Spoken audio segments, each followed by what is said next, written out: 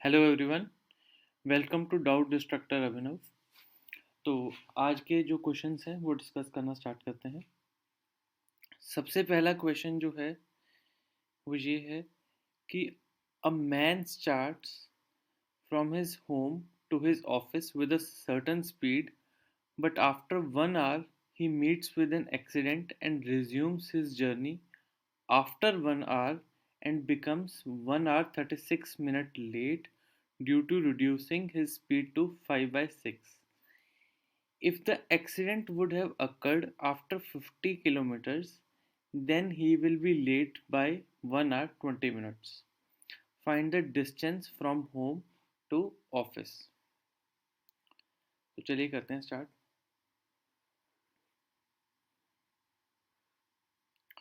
इस क्वेश्चन में हमें जो गिवन है वो ये गिवन है कि एक पर्सन होम से अपने अपने होम से अपने ऑफिस की तरफ बढ़ता है। 1 घंटा चलने के बाद उसका एक्सीडेंट हो जाता है और उसके बाद क्या होता है, वो 1 घंटा वहाँ पर रुक जाता है। जैसे जैसे कि मैंने यहाँ पे मेंशन किया हुआ है कि 1 घंटे का वो स्टॉप लेता है और वो 1 घंटा 36 मिनट लेट हो जाता है। अब 1 घंटा चलने के बाद, 1 घंटा रुकने के बाद अगर वो रिज्यूम करता अपनी नॉर्मल स्पीड पे तो सिर्फ 1 घंटे से लेट होता, लेकिन वो 1 घंटा 36 मिनट से लेट हुआ है क्योंकि उसकी जो स्पीड है वो 5/6 हो गई है। 5/6 ऑफ, ठीक है, जितनी उसकी पहली स्पीड थी। तो जो पहली यहाँ से यहाँ तक की स्पीड थी, यहाँ से यहाँ तक की जो स्पीड थी उसको मैंने एक्स अज्यूम करा, एक्स के एम पी एच।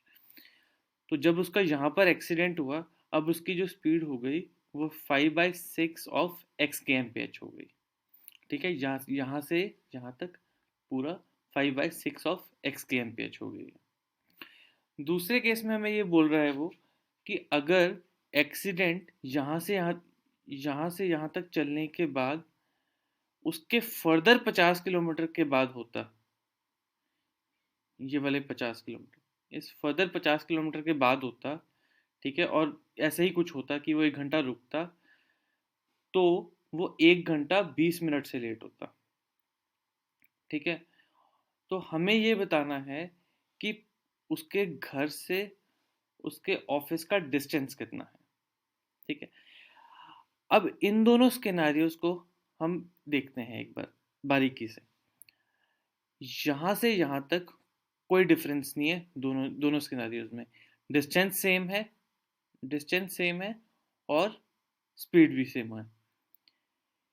यहाँ यहाँ से यहाँ तक और यहाँ से यहाँ तक डिस्टेंस जो है वो भी सेम है और स्पीड भी जो है वो 5/6 ऑफ एक्स के एम पी एच है। लेकिन जो डिफरेंस आ रहा है वो कहाँ पे आ रहा है, यहाँ पर आ रहा है।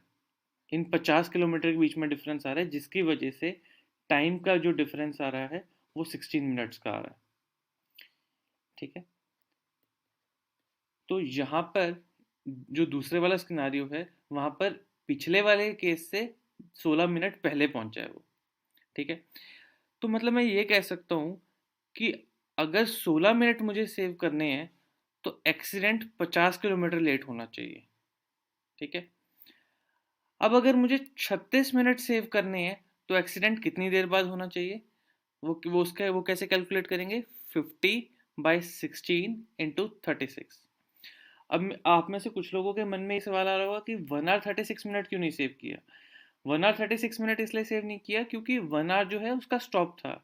अगर मैं 36 मिनट बाद उसका एक्सीडेंट करवाता हूँ तब तो उसकी फाइनल डेस्टिनेशन आ ही जाएगी ना, उसका घर आ जाएगा। तो इसलिए मैंने 1 hour 36 मिनट सेव नहीं करवाया है। ठीक है, आगे बढ़ते हैं। तो इसका मतलब ये हुआ कि यहाँ से यहाँ तक 1 घंटा चलने के बाद से लेके उसके ऑफिस तक का जो डिस्टेंस है वो 225/2 किलोमीटर्स है। ठीक है, अब जो 50 किलोमीटर का ये जो पैच है, हमें कहा जाए यहाँ पे इन दोनों में डिफरेंस क्या है, इन दोनों ऊपर वाले सिनेरियोस में डिफरेंस क्या है कि यहाँ पर स्पीड जो है वो एक्स के एम पी एच है और यहाँ पे 5/6 ऑफ एक्स के एम पी एच है। तो अगर डिस्टेंस सेम है, स्पीड 5/6 हो गई है, तो टाइम यानी कि टाइम कितना हो गया होगा, 6/5 हो गया होगा। ठीक है, अब मुझे पता है इन दोनों के बीच का डिफरेंस कितना है, 16 मिनट्स, क्योंकि सारा जो डिफरेंस इन दोनों स्केनारियोज के बीच का है 16 मिनट का, वो इन 50 किलोमीटर की वजह से ही तो है। तो 1 की वैल्यू कितने आ जाएगी, 16 मिनट्स, और 5 की वैल्यू कितनी आ जाएगी, 80 मिनट्स। 5 आवर्स की वैल्यू कितनी आ जाएगी, 80 मिनट्स। यानी कि इनिशियली ये 50 किलोमीटर कवर करने में उसको 80 मिनट्स लग रहे थे। अब हम क्या करेंगे, अब हम इसकी स्पीड कैलकुलेट करेंगे। तो यूजुअल स्पीड उसकी कितनी थी, यूजुअल स्पीड थी उसकी 50 distance upon time, distance upon time. तो 50/80 डिवाइडेड बाई 60 ऊपर आ गया। ठीक है, मैंने उसको आर में कन्वर्ट कर लिया, तो मेरा यूजुअल स्पीड आ जाएगी 150/4। अब मुझे पता है कि जहाँ से उसका एक्सीडेंट हुआ था, जहाँ से उसका एक्सीडेंट हुआ था वहाँ से लेके उसकी डेस्टिनेशन, उसके ऑफिस तक का जो डिस्टेंस है वो 225/4 हम निकाल चुके हैं। अब मुझे ये डिस्टेंस कैलकुलेट करना है, ये वाला।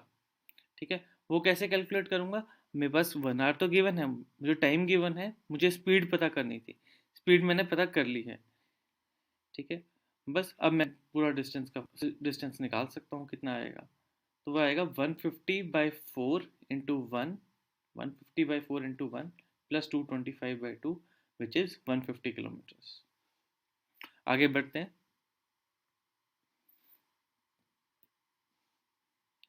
हाँ जी, नेक्स्ट क्वेश्चन।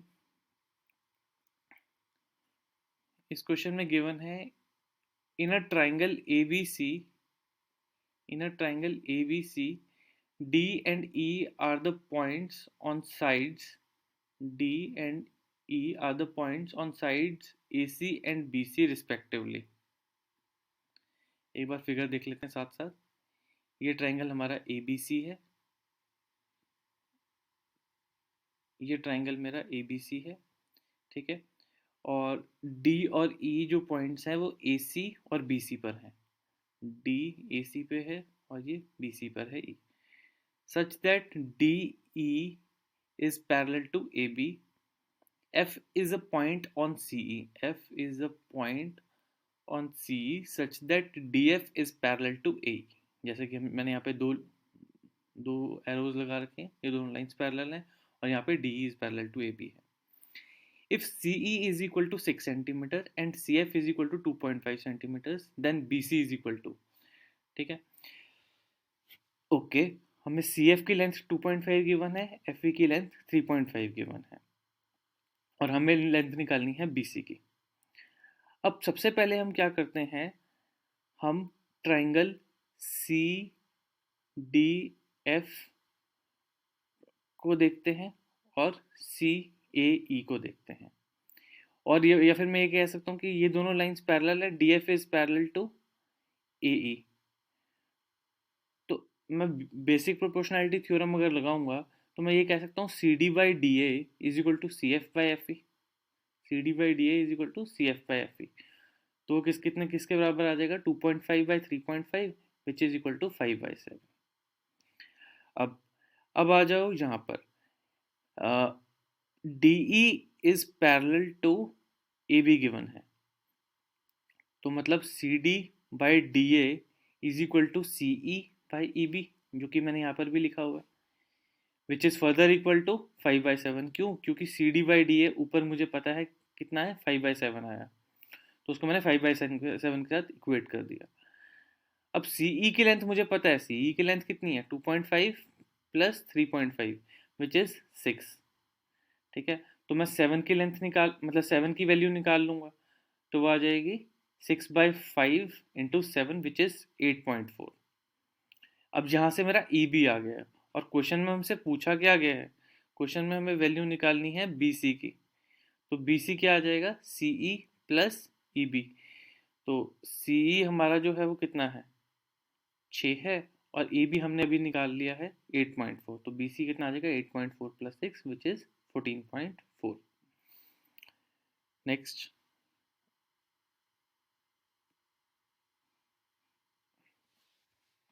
हाँ जी, इस क्वेश्चन में गिवन है अ train moves from a station and after travelling 100 kilometres meets with an accident and then the speed of the train reduces by 1 by fourth of its former speed after and traveling the remaining distance it reaches to its destination 17 by 8 hours late. If the accident had occurred 60 kilometers ahead, then it reaches 15 minutes earlier. Then find its original speed and the distance of its journey.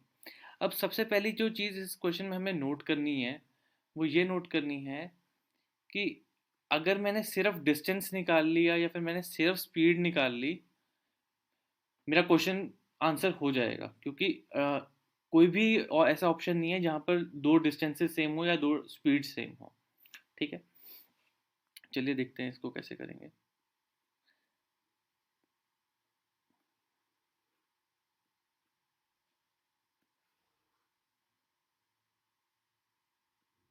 ये देखिए, तो 100 kilometre जब वो चल रहा है तो उसकी स्पीड जो है मैंने कितनी एज्यूम कर ली, x kilometre per hour assume कर ली, और उसके बाद उसकी स्पीड जो है वो 3/4 ऑफ x के एम हो गई है।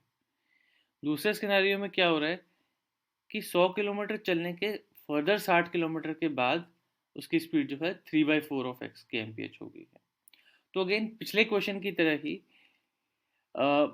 हमें एक चीज़ पता है कि यहाँ से यहाँ तक भी स्पीड जो है 3/4 ऑफ x के एम है, यहाँ से यहाँ तक भी स्पीड जो है 3/4 ऑफ x के एम है। तो इन दोनों स्केनारियोज में जो डिफरेंस है वो 15 मिनट्स का है, यानी कि 15, अगर जो एक्सीडेंट है वो 60 किलोमीटर बाद होता है तब 15 मिनट सेव होते हैं। ठीक है, ओके।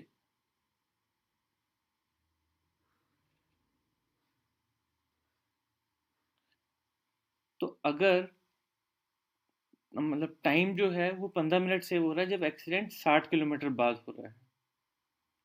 ठीक है, अब अगर मुझे सारा टाइम सेव करना है, यानी कि 1/7/8, यानी कि मुझे 1/7/8 आवर्स बाद एक्सीडेंट करवाना है, सेव करने हैं, इतना टाइम सेव करना है 1/7/8 आवर्स, तो एक्सीडेंट कितनी लेट हो। ठीक है, तो 1/7/8 यानी कि 15/8, 15/8 आवर यानी कि 15/8 इंटू 60 मिनट्स। अगर मुझे इतना टाइम सेव करवाना है तो मेरा एक्सीडेंट कितनी देर बाद हो, 60/15 इंटू ये 15/8 इंटू 60, तो वो कितना आ जाएगा, मेरा 450 आ जाएगा। ठीक है, तो इसका मतलब क्या हो कि मेरा ये वाला डिस्टेंस है, जो मेरा ये वाला डिस्टेंस है यहाँ से लेके यहाँ तक, this is 450।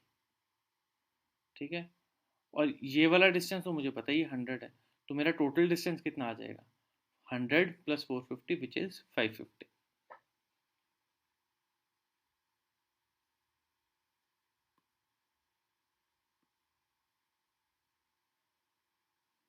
Next question, next question में कहा जा रहा है on selling 17 balls at ₹720 there is a loss equal to the cost price of 5 balls। The cost price of a ball is. ठीक है, वो कह रहे हैं कि 17 बॉल्स बेचने पर, 17 बॉल्स 720 रुपये में बेचने पर जो लॉस हो रहा है वो 5 बॉल्स के कॉस्ट प्राइस के बराबर है। सबसे पहली चीज़ हमें ये पता होनी चाहिए, जो लॉस होता है वो किसके बराबर होता है, लॉस होता है CP माइनस SP के। अब आ जाते हैं इसके सॉल्यूशन की तरफ। मैंने मैंने जो SP है उसको S एज्यूम कर लिया, उसको S कह लिया। ठीक है, और CP को जो है वो C का है। तो वो ये कह रहे हैं कि 17 बॉल्स को 720 रुपये में बेचने पर 5 बॉल्स के कॉस्ट प्राइस जितना लॉस हो रहा है। तो 17 बॉल्स का कॉस्ट प्राइस, 17 बॉल्स का सेलिंग प्राइस, और ये 5 बॉल्स का कॉस्ट प्राइस। तो यही इक्वेशन बनेगी 17C minus 17S is equal to 5C। ठीक है, तो इसको मैं रीअरेंज करूँगा तो मेरा बनेगा 12C is equal to 17S। और हमें ये पता है कि 17S जो है 20 के, 720 का। तो बस अब मतलब मैं 17S की जगह 720 कर सकता हूँ, 12C 720 के बराबर आ जाएगा, तो मेरा कॉस्ट प्राइस कितना आ जाएगा, 60 आ जाएगा।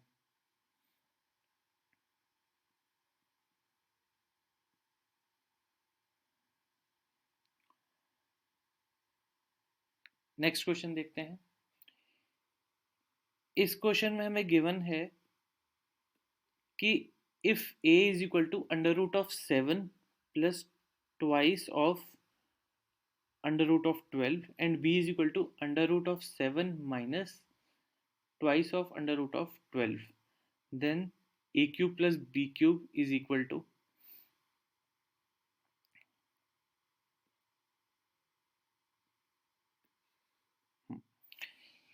यहाँ पर मैंने क्या किया है, मैंने एक ए लिख लिया है जो कि हमें क्वेश्चन में गिवन है, under root of 7 plus 2 root 12।